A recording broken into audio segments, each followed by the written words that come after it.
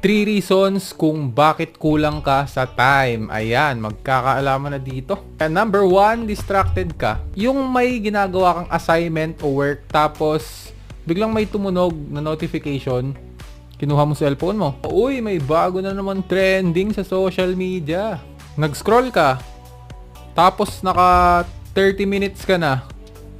Tapos nabitin ka pa, mamaya na lang.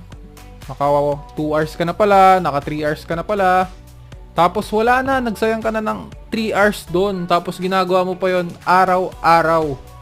7 days a week, o ano na yon, 21 hours na yon. Tapos i-times 4 mo pa para 28 days.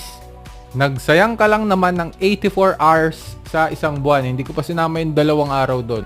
So number 2, confused ka sa gagawin mo. Hindi mo talaga magagawa yung isang bagay sa isang araw kapag hindi clear yung